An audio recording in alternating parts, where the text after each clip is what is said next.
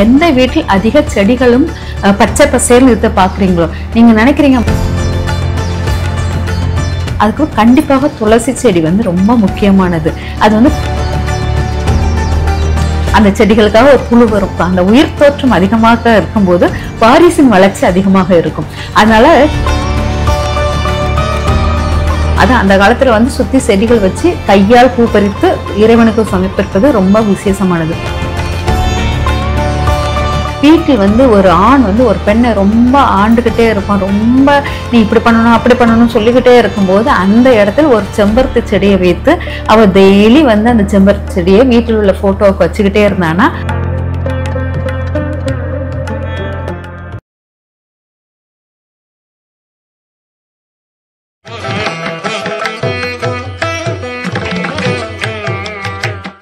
இப்போ பொதுவா வீடுகள்னு எடுத்துக்கிட்டோம்னா இப்ப ரொம்ப ட்ரெண்டிங்கா இருக்கக்கூடிய விஷயம், அதாவது பழமையில இருந்தது தான் திரும்ப கொண்டு வந்திருக்கிறதுன்றது இந்த செடி வளர்க்குறது. எனக்கு செடி ரொம்ப பிடிக்கும் அப்படின்னு பலவிதமான செடிகளை வாங்கி வளர்க்குறாங்க. ஆனா இந்த செடிகள் வளர்த்தா குடும்பத்துக்கு ரொம்ப நல்லது, வீட்டுக்கு ரொம்ப நல்லது அப்படின்னு ஏதாவது இருக்காங்க? கண்டிப்பாக முந்தியெல்லாம் வந்து செடி வளர்ப்பு எல்லா வீட்லேயும் செடிகள் இருக்குது. இப்போ நம்ம செடிகளை விட பில்டிங்கை ரொம்ப விரும்புகிறோம். எனக்கு கொஞ்சம் இன்னும் ஒரு அடி எக்ஸ்ட்ரா இருந்துச்சுன்னா அதில் நான் இன்னொரு கட்டிடம் கட்டிக்குவேனே அப்படிங்கிற அங்கே வந்து நம்ம செடியை வச்சு நம்ம காற்றோட்டத்தை நம்ம வாங்குறதே இல்லை.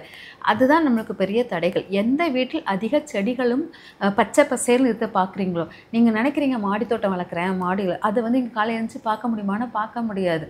அதுக்குன்னு நீங்கள் போய் மேலே ஏறி போகணும், அதுக்கு ஒரு காஃபி ஒரு ரீசெண்டாக ஒரு இது பண்ணிட்டு தான் போவீங்க. ஆனால் காலையில் எழுந்திரிச்சோடனே கதவை திறந்தோடனே முன்னால் திறந்தோடனே ஒரு பச்சை பசேல்னு ஒரு சோலையை பார்க்குறோன்னா அது முடியாத காரியம்.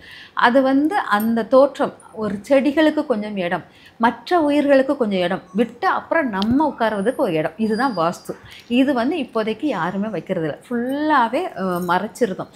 அப்போங்கும்போது முதல்ல நம்ம செடிகளை நம்ம கண் முன்னால் தோன்ற செடிகளாக முதல்ல இன்டோர் பிளானட்னு நிறைய இருக்குது. ஆந்தோரியம் ஒரு இது இருக்குது, அதெல்லாம் நம்ம வீட்டுக்குள்ளே வச்சு வளர்க்கக்கூடிய ஒரு பிளானட் தான். அதை வச்சு வளர்க்கலாம். அதுக்கு கண்டிப்பாக துளசி செடி வந்து ரொம்ப முக்கியமானது. அது வந்து பாசிட்டிவ் வைப்ரேஷன் கொடுக்கும், உடல் ஆரோக்கியத்தை மேன்மைப்படுத்தக்கூடியதாக இருக்கும், ஆக்சிஜன் அளவை எக்ஸ்ட்ரா கொடுக்கக்கூடியது.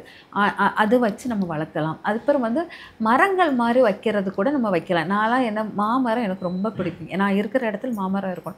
ஆனால் சின்ன எனக்கு மாமரம் காய்க்கணும்னு கூட அவசியம் இல்லை, அந்த இலை வாசனையே எனக்கு ரொம்ப பிடிக்கும். அதனால் அந்த மாமரத்தை சும்மா ஒரு தொட்டி மாதிரி வச்சு அதை தளிர் விட்டுட்டு அதை பார்த்துக்கிட்டு அதில் ஒரு 2 இலையை அப்பப்போ வெள்ளிக்கிழமை வச்சா கூட ஒரு நல்லா இருக்குமே அப்படின்னு சொல்லிட்டு அந்த மாமர தோற்றத்தை நம்ம வந்து பார்க்குறதே நல்லது அப்படின்னு சொல்லிட்டு அது தொட்டி செடி மாதிரி வச்சு வீட்டு முன்னால் வைக்கிறது, பின்னால் வைக்கிறது. அந்த செடிகளை நம்ம வந்து எவ்வளோத்துக்குள்ளே எடுக்கிறோம், அந்த செடிகள் உள்ளுக்கு இருந்தால் மற்ற உயிர்கள் வர ஆரம்பிச்சிடும். அந்த செடிகளுக்காக ஒரு புழு வரும், அந்த செடியை புழுவை திங்கிறதுக்காக ஒரு குருவி வரும், அந்த பழங்கள் வரும், நிறைய விஷயங்கள். உயிர்கள் தோற்றம் அதிகமாக இருக்கும். அந்த உயிர் தோற்றம் அதிகமாக இருக்கும்போது வாரிசின் வளர்ச்சி அதிகமாக இருக்கும். அதனால் செடிகள் வந்து ரொம்ப முக்கியமானது. அது அந்த காலத்தில் வந்து சுற்றி செடிகள் வச்சு கையால் பூ பறித்து இறைவனுக்கு சமர்ப்பிப்பது ரொம்ப விசேஷமானது. கடையில் பூ வாங்கக்கூடாது, நம்ம வீட்டில் உள்ள செடியில் உள்ள பூவை தான் சாமிக்கு வைக்கணும். அதுக்கு கடையில் வாங்கி வைக்கவே மாட்டேன் அப்படிங்கிற மாதிரி தான் வச்சுருப்பாங்க. இப்போ நம்ம வந்து கடையில் உள்ளவங்ககிட்ட தான் காசு கொடுக்குறோம். அந்த பூவுக்கு தெளிக்கிற தண்ணி கூட எப்படி இருக்கும் நம்மளுக்கு தெரியாது. அதனால் நீங்கள் வீட்டில் செடிகள் வந்து வச்சு அந்த நந்தியாவட்டை செடி வைப்பது மிக சிறப்பாக இருக்கும். அதுக்கு செம்பருத்தி இருக்கிறதுல ரொம்ப பவர்ஃபுல்லானது செம்பருத்தி. செம்பருத்தி வந்து ஆளும் திறமை கொடுக்கக்கூடியதாக இருக்கும். வீட்டில் வந்து ஒரு ஆண் வந்து ஒரு பெண்ணை ரொம்ப ஆண்டுக்கிட்டே இருப்பான். ரொம்ப நீ இப்படி பண்ணணும் அப்படி பண்ணணும்னு சொல்லிக்கிட்டே இருக்கும்போது அந்த இடத்துல ஒரு செம்பருத்தி செடியை வைத்து அவள் டெய்லி வந்து அந்த செம்பருத்தி செடியை வீட்டில் உள்ள ஃபோட்டோவுக்கு வச்சுக்கிட்டே இருந்தானா அவளுடைய ஆளும் திறமை அவள் பேச்சை கேட்கக்கூடிய திறமையாக மாறிவிடும். மாதுளை செடி வந்து செல்வ நிலை உயர்றதுக்கு ரொம்ப நல்லது. உச்சிஷ்ட கணபதிக்கு ரொம்ப பவர்ஃபுல்லானது மாதுளை செடி. இந்த மாதுளை செடி மாதுளை பூக்கெல்லாம் சுக்கிரனுடைய ஆக்டிவிட்டீஸை ரொம்ப அதிகப்படுத்தும். அதனால் மாதுளை செடி வைக்கிற இடத்தில் உங்களுக்கு செல்வ நிலை கூடும். செல்வ நிலை இருக்கும் இடத்தில் உறவுகள் ஓடி வரும். நீங்கள் எந்த இதுனாலும் உங்களுக்கு பணம் இல்லைன்னா உறவுகள் வராது. இவன் வீட்டில் இருந்தால் ஒழுங்காக சோறு கூட போட மாட்டான் அப்படிம்பாங்க. அதே இது இவன் வீட்டில் போனால் கணக்கு வழக்கே கிடையாது, நம்ம போய் நல்லா சாப்பிட்டு வரலாம், நல்லா சந்தோஷமாக இருந்துட்டு வரலாம். அந்த இதெல்லாம் கொடுக்கக்கூடிய இடம் மாதுளை செடி. அதனால் மாதுளை செடி வளர்ப்பது ரொம்ப சிறப்பாக இருக்கும். மல்லிகைப்பூ வைப்பது அது வந்து பார்த்திங்கன்னா இரவில் பூக்கக்கூடிய பூ. மற்ற தாமரை அதெல்லாம் பகலில். அப்போ இரவில் பூக்கக்கூடிய பூ வந்து சந்திரன் கூடியது. அதுவும் வெயில் காலத்தில் பூக்கக்கூடிய பூ மல்லிகைப்பூ. அப்போ சூரியன் காரகத்தில் சந்திரன் இருக்கிறார் அப்படிங்கிறது. சூரியன் வெயில் உச்சி நல்ல வெயில் இருக்கும், சித்திரை அந்த மாதிரி தான் மல்லிகைப்பூ இருக்கும். அந்த சமயத்தில் இரவில் பூக்கக்கூடிய அப்போ சூரிய சந்திர சேர்க்கை, கணவன் மனைவி ஒற்றுமைக்கு அர்த்தநாரீஸ்வர யோகம், ரெண்டுமே ஈக்குவல், நம்ம ரெண்டு பேரும் சரி பங்கு அப்படிங்கிற ஒரு ஈக்குவலிசம் கொடுக்கக்கூடியது மல்லிகைப்பூ. அது வந்து அப்போ அந்த ஈக்குவலிசம் உருவாகிற இடத்தில் நம்மளுக்கு என்ன ஆகும், ஒரு சுதந்திரமான ஒரு பெண் சந்தோஷமாக இருப்பார், ஒரு ஆண் சந்தோஷமாக இருப்பார், ரெண்டுமே பாசிட்டிவான இதாக இருக்கும். அப்போ அந்த பூக்கள், அதனால தான் மல்லிகைப்பூ பெண் வைக்கும்போது அவ்வளோ பவர்ஃபுல்லாக இருக்கிறா. அந்த பூவை நீங்கள் வளர்க்கும் போது, அந்த செடியை வளர்க்கும் போது அர்த்தநாரீஸ்வர யோகம் உங்கள் வீட்டில் உருவாகி இருக்குது அப்படிங்கிற மாதிரி அர்த்தம். அதுக்கப்புறம் இட்லி பூ பார்த்திங்கன்னா அதாவது நிலப்பிரச்சனை, வீட்டு பிரச்சனை, நிலப்பிரச்சனை, நிலத்தகராறு, சொத்து தகராறு இதெல்லாம் இருக்கிற இடத்தில் கண்டிப்பாக இட்லி பூ வைக்கணும். இந்த இட்லி பூ வளர்க்குற இடத்துல வந்து பார்த்திங்கன்னா அந்த இட்லி பூவுடன் சந்தனம் கொஞ்சம் கலந்து, இட்லி பூவுடன் சந்தனம் கலந்து, கொஞ்சம் வாழை இலையில் சந்தனம் கலந்து இட்லி பூவை வந்து சாமிக்கு படைச்சிங்க. எந்த சாமிக்குன்னா பெருமாளுக்கு வச்சிங்கன்னா உங்களுக்கு நிலம் சார்ந்த பிரச்சனைகள் போயும். அது உங்கள் வீட்டில் உள்ள பூக்கிற பூக்கள் தான் அது பவர்ஃபுல்லாக இருக்கும்.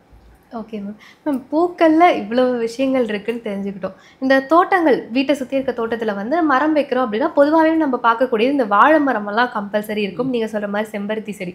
ஆனால் இந்த முருங்கை மரம் அப்படின்னு எடுத்துக்கிட்டோன்னா அதை மட்டும் அவ்வளோ சீக்கிரம் வைக்கவே மாட்டாங்க. வச்சாலும் அது ஒரு ஓரமாக எங்கேயாவது இருக்கும். ஏன்னா முருங்கை மரம் வந்து ஆகாது அப்படின்ற மாதிரி சொல்லுவாங்க.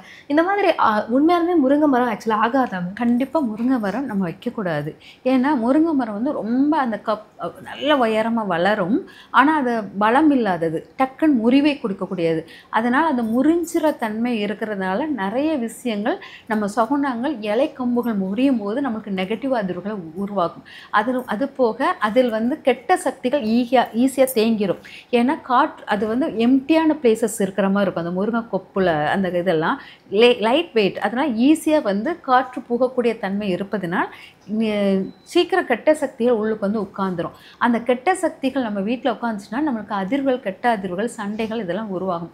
பொதுவாக முருங்கை மரம் வச்சுருக்கவங்க என்னென்னா கடைசி வரைக்கும் அந்த சொத்தை இப்போ இந்த முருங்கை மரம் என் சொந்த வீடு இருக்குது, அதில் நான் வைக்கிறேன் அப்படின்னா அந்த வீட்டினுடைய சொத்தை ஆளவே முடியாது. ஏதாச்சும் ஒரு பிரச்சனையில் யாருமே குடும்பத்தில் வம்சத்தில் உள்ளவங்க அந்த வீட்டில் உள்ள சொத்தை ஆள முடியாது. ஏதாச்சும் ஒரு தடங்கள் வந்து இது பண்ணிக்கிட்டே இருப்பாங்க. நான் முருங்கை மரத்தை ஆழமாக வெட்டி எடுத்தாலும் அந்த பிரச்சனை உருவாகும். அதனால் முருங்கை மரம் வந்து அது வந்து நம்ம வந்து தோட்ட செடிகளாக வளர்த்த காலம். ஆனால் நம்மளுக்கு வந்து முருங்கை மரம், முருங்கைக்கீரை மேற்கொள்ள ஆசை. அதனால நம்மளுக்கு அந்த இதெல்லாம் வந்து பொதுவாக மூலிகை செடிகள் எதுவுமே நம்ம வீட்டுக்குள்ளே வளர்க்கக்கூடாது. எல்லாமே பயன் கொடுக்கக்கூடியது. பிரண்டை எடுத்திங்கன்னா அவ்வளோ நல்ல பயன், ஆனால் அது சுடுகாட்டில் தான் வளர்க்கணும், அது வீட்டில் வளர்க்கவே கூடாது. அதுக்கு பிறகு இந்த ஆடாத்தோடா இதெல்லாமே நம்மளுக்கு வந்து வீட்டில் வளர்க்கக்கூடாத ஒரு செடிகள், மரங்கள். ஆனால் அதெல்லாம் நம்மளுக்கு பெனிஃபிட் கொடுக்கக்கூடியது. இப்போ எனக்கு நான் உடல் ஆரோக்கியம் இல்லாமல் போவேன்னு சொல்லிட்டு நான் ஒரு மருத்துவரை எப்போவுமே என் கூடயே வச்சுக்கிட்டு இருக்க முடியுமா? வைக்க முடியாது. அது வந்து சரியில்லை. அது போல தான் நம்ம வந்து மரங்கள் வந்து எல்லா செடிகள், மரங்களும் நமக்கு நன்மை தரக்கூடியது. ஆனால் சில மூலிகை மரங்கள், சில மரங்கள் வந்து நம்மளுக்கு நன்மை தராது.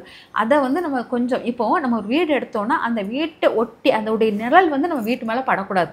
அந்த மாதிரி பார்த்து முருங்கை மரத்தை வச்சா ஒன்றும் இல்லை. ஆனால் நீங்கள் என்ன பண்ணுவீங்கன்னா இத்தினோன்னு வீட்லேயுமே அத்தனையோன்னு முருங்கை மரம், அது வேறு அதிகமாக பரவாது, ஈஸியாக எடுத்துடலாம், ஏன்னா அது லைட் வெயிட்டு அப்படிங்கிற மாதிரி ஒரு தாட்னால பக்கத்தில் வச்சுருப்பாங்க.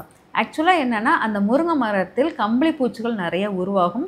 அது நம்மளுக்கு ஸ்கின் அலர்ஜியை உருவாக்கக்கூடியதாக இருக்கும். அதனாலேயே அந்த காலத்தில் வந்து முருங்கை மரத்தை பக்கத்தில் வைக்காதீங்கன்னு சொல்லியிருப்பாங்க. மற்ற எந்த மரத்துக்கும் அந்த கம்பளி பூச்சிங்கிறது ஊறல் எடுக்கக்கூடியது. அதனால் அது முக்கியமாக நம்ம வந்து எடுத்துருக்க மாட்டோம். ஆனால் முருங்கை மரம் வீட்டில் வச்சு வளர்க்கக்கூடாது. அப்படி பார்த்தோம் அப்படின்னா இந்த பிரண்டை செடி வளர்க்கக்கூடாதுன்னு சொல்கிறீங்க. ஆனால் நிறைய வீடுகளில் வந்து பிரண்டை செடி வச்சுருக்காங்கன்றப்போ அது ஏதாவது இம்பேக்ட் க்ரியேட் பண்ணுவாங்க? கண்டிப்பாக. நான் பார்த்த நிறைய வீட்டில் வந்து பிரண்டை செடி வச்சுருந்து நான் இப்போது நான் நிறைய இதில் அதில் ஒருத்தவங்க வந்து என்கிட்ட சொன்னாங்க, அவங்க வீட்டில் அவ்வளோ உடம்புக்கு மருத்துவ செலவு போய்கிட்டே இருக்கும். யாருக்காச்சும் உடம்புக்கு முடியாமல் போய்கிட்டே இருக்கும், ஆஸ்பத்திரிக்கு காசு கொடுத்துக்கிட்டே இருக்கணும். அதனால் நம்ம வந்து பிரண்டை செடி வந்து எப்போன்னா ஹீட்டான பிளேஸில் வளரும், அதுக்கு நீர்லாம் தேவையில்லை, ஆட்டோமேட்டிக்காக அது வளரக்கூடியது. நம்ம வழிபோக்கானாக போகும்போது நமக்கு கிடைக்கிற அந்த 2 கிள்ளி எடுத்துகிட்டு வந்து வீட்டில் சமைச்சு வச்சோன்னா அது ஓகே. ஆனால் இதுதான் எனக்கு இது இவ்வளோ சத்து கொடுக்கும்னா உலகத்தில் உள்ள எல்லா பொருட்களும் சத்துக்கள், ஆனால் இந்த பிரண்டை செடி நல்ல நெகட்டிவ் அதிர்வுகளை கொடுக்கக்கூடியது. அதனால் அதை வந்து நம்ம வந்து இப்போ இது சொல்லுவாங்க பார்த்தீங்களா, எருக்கஞ்செடி சொல்லுவாங்க. வெள்ளை எருக்கஞ்செடி வந்து நல்லதுன்னு சொல்லிட்டு மேக்ஸிமம் எல்லாரும் வெள்ளை எருக்கஞ்செடி வந்து வீட்ல வச்சு வளர்த்த காலமும் உண்டு. அதுக்கு வேற டோட்டலா எல்லாரும் வெள்ளை எருக்கஞ்செடி இருக்கிற இடமும் அதுவும் வந்து சுடுகாட்டில தான் வாழக்கூடியது. எருக்கஞ்செடிகள் இருக்கிற இடம் சுடுகாடு கொஞ்சம் நிரம்பி இருக்கும். அந்த இடத்துல எருக்கஞ்செடி நல்லா வளரும். ஏன்னா அது வந்து நிறைய ஹீட்டை வந்து தாங்கக்கூடியதாக இருப்பதினால் தட்பவெப்ப அப்போ நீங்கள் உங்கள் இடத்துல வந்து நீங்கள் எருக்கஞ்செடி, பிரண்டை செடி இதெல்லாம் ஹீட் உள்ள அப்சர்வேஷன் உள்ள இடம், ஹீட் இருக்குன்னா அந்த இடத்துல ஹீட் உள்ள இடத்துல உங்களால் ரொம்ப வாழ முடியாது. நீர்த்தன்மை குறையும். நிறைய விஷயங்கள் உங்களை உடம்புல வந்து ஃபைல்ஸ் நிறைய விஷயங்கள் ஓவர் ஹீட்னால் நம்ம உடம்பு தாங்காது. அப்போ அதுதான் நம்மளுக்கு இதாக காமிக்குது. அதை கொண்டு நீங்கள் வந்து இங்கே வீட்டில் வச்சு வளர்த்து நான் வந்து இல்லை எனக்கு பிரண்டை வேணும், எனக்கு இது வெள்ளை இருக்க பிள்ளையாருக்கு நான் வச்சே ஆகணும் இப்படி சொல்லிட்டு நீங்கள் ஒவ்வொன்றும் வாங்கி விலை கொடுத்து வாங்க வேண்டிய விஷயத்தை நீங்கள் வந்து ஃபுல்லாக வீட்டில் வச்சுட்டு அப்புறம் எனக்கு ஏன் வீட்டில் நோயாக வருது, எனக்கு வாஸ்துலாம் கரெக்டாக இருக்குது அப்படின்னு கணக்கு சொல்லுவாங்க. ஆனால் இங்கே வந்து நான் பார்த்த வீடுகளில் நிறைய பேருக்கு இந்த பிரண்டை செடி வச்சவங்களுக்கு நிறைய இந்த இதுதான் நோய்க்கு தான் நிறைய நிரந்தர நோய் மாதிரியே வந்துருச்சு. அதை வந்து மாற்றி எடுத்த பிறகு நிறைய மாற்றங்கள் அந்த வீடுகளுக்கு எடுத்திருக்காங்க, நிறைய வித்தியாசமும் உணர்ந்திருக்காங்க.